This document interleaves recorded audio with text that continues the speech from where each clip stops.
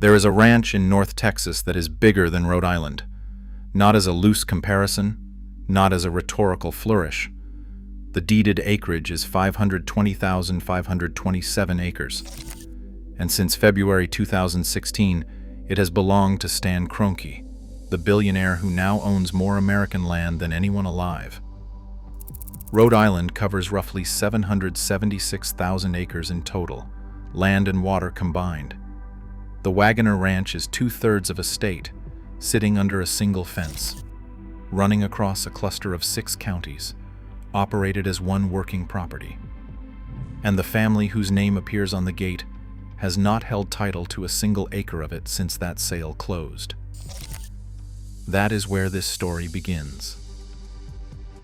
Dan Waggoner founded the ranch in 1852, staking his claim in North Texas near the Red River, and building a cattle operation that his son W.T. Waggoner would later transform into something closer to a private principality.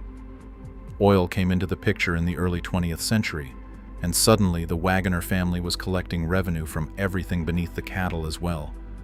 Reports suggest roughly 1,200 oil-producing wells on the property, yielding around 41,000 barrels per month on average, though that figure traces to a single source and has not been verified against independent production records. What the documents do confirm is that the ranch became one of the most studied pieces of private land in the country. W.T. Waggoner structured ownership deliberately through a Massachusetts trust, a legal vehicle designed to hold property across generations without triggering the division that standard inheritance would force, specifically to prevent the property from being divided among heirs. His intention was to keep it whole. The King Ranch in South Texas solved the same problem through a similar dynasty trust structure, and that parallel is not coincidental. These were deliberate legal architectures, built by men who had watched other fortunes fragment. For most of the 20th century, it held. Then, in 1991, one of his descendants, Electra Waggoner Biggs, filed suit to force a sale, opening a legal dispute that would take more than 2 decades to resolve, which is worth sitting with for a moment. The ranch that Dan Waggoner built, and that W.T. Waggoner legally fortified against fragmentation, survived oil booms and cattle busts and 2 world wars. A single lawsuit from within the family was what finally cracked it open. By August 2014, the Waggoner Ranch had been listed on the open market with an asking price of $725 million. The listing described 6 Texas counties, approximately 26,000 acres of crop cultivation, active cattle grazing operations, and a property so large it reportedly supplies water to the nearby city of Wichita Falls, though that detail has been reported rather than independently verified. The scale itself, though, is not in dispute. Stan Kroenke completed the purchase in February 2016, matching the asking price at $725 million. For the first time in the ranch's entire history, ownership passed outside the Waggoner family. A dynasty that had held this land for over 160 years was out. Most people who recognize Kroenke's name associate it with sports. He owns the Los Angeles Rams, Arsenal Football Club, the Colorado Avalanche. What is less commonly known is that his wife, Ann Walton Kroenke, is an heir to the Walmart fortune, and the combined wealth behind these land acquisitions draws from both sides of that family. The ranch portfolio receives considerably less public attention than the sports holdings, which is interesting given the scale involved. At the time of the Waggoner purchase, Kroenke already controlled a substantial land position. The Broken O Ranch in Montana, 124,000 acres, acquired in 2012, a property that carries water rights described as among the largest private water holdings in Montana, a detail that matters increasingly in a region where groundwater and surface water rights are contested assets. The Q Creek Ranch in Wyoming, 560,000 acres, described as the largest contiguous ranch in the Rocky Mountains. The Wine Cup Gamble Ranch in Nevada, 247,500 deeded acres, with federal grazing leases on adjacent Bureau of Land Management land on top of that, And that distinction between privately deeded acres and BLM grazing leases matters legally and financially, a point worth keeping in mind. And Douglas Lake Ranch in British Columbia, acquired in 2003 under circumstances that follow a stranger path than most land stories do. Douglas Lake came to Kroenke through the collapse of WorldCom. Chairman Bernie Ebbers had pledged the ranch as collateral against a $400 million personal loan that was never repaid. Ebbers was later convicted of accounting fraud and served time in prison. WorldCom went bankrupt and the ranch passed through the wreckage of that collapse, eventually landing with Kroenke, a property in British Columbia, changing hands in America through the implosion of a telecommunications giant. Land ownership travels through stranger channels than the headlines tend to show. By the mid-2020s, Kroenke's total holdings were placing him consistently at the top of the Land Report 100, the industry publication that tracks private land ownership across the United States. The 2024 edition listed King Ranch heirs at 911,215 acres. The Emerson family through Sierra Pacific Industries, the California-based timber company that makes their holdings a different category of land use entirely, commercial timberland rather than working ranch land, at 2.44 million acres. John Malone at 2.2 million, Ted Turner at 2 million. For further context, Bill Gates holds approximately 275,000 acres of farmland, ranking him well down the list, but making him one of the more publicly discussed landowners given the media attention that surrounds his name. Kroenke sat ahead of all the major names, and then December 2025 arrived. The Singleton ranches in New Mexico. Over 937,000 deeded acres spanning Guadalupe, San Miguel, and Chavez counties, representing approximately 1.2% of New Mexico's entire land area. Henry Singleton, co-founder of Teledyne Technologies, assembled these ranches quietly from the mid-1980s through the 1990s and left them to his heirs. When those heirs chose to sell, the transaction happened entirely off-market. No advertising, no online listings, no press releases from either side. The deal closed in secrecy, and the first public confirmation came in January 2026, when Land Report editor Eric O'Keefe announced it at the Land Investment Expo in Des Moines, Iowa, making it, at that moment, genuinely breaking news within the land industry, nearly 2 months after the transaction had already closed. Sam Middleton, a broker at Chaz.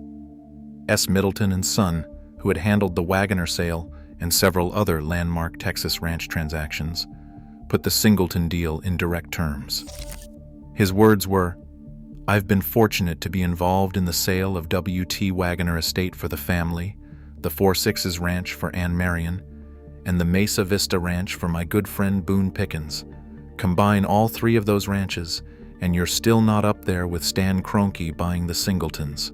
The Land Report named it the largest ranch sale in American history, nearly twice the size of the previous record holders, which were Pennzoil's 1996 sale of Vermejo to Ted Turner at 588,000 acres, and the 2016 Waggoner sale itself. Kroenke, in other words, broke his own prior record. Financial terms of the Singleton transaction were not disclosed, and no independent price figure is publicly available. After that acquisition, Kroenke's total private land holdings reached approximately 2.7 million acres, a figure drawn from the 2026 Land Report 100 and cross-referenced against county deed filings. To put that in some kind of frame, 2.7 million acres is larger than Rhode Island more than 3 times over, and larger than Delaware, Connecticut, and Rhode Island placed side by side. One private individual, whose public profile is built mostly around sports franchises, became America's largest private landowner across properties stretching from Texas to Montana, to Nevada, to New Mexico, to British Columbia, and most of it happened without a single press release. Here, the structure of that ownership becomes worth examining carefully. Kroenke holds the deeded acres on these properties outright. Some holdings, including Wine Cup Gamble in Nevada, also carry federal grazing leases on adjacent Bureau of Land Management land, and owning a deeded property is a different legal standing from holding a grazing lease on federal land nearby. The 2.7 million acre figure appears to reflect deeded acres only, based on land report sourcing, but that distinction between owned land and leased grazing rights matters and should not be collapsed.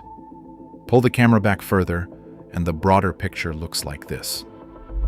The top 4 private landowners in the United States, Kroenke, the Emerson family, John Malone, and Ted Turner, collectively control approximately 9.3 million acres, which according to the 2026 Land Report 100 represents roughly 38% of all acreage held by the top 25 private landowners combined. 4 individuals or families holding 38% of the top tier of American private land. The concentration at the apex of that distribution is steep.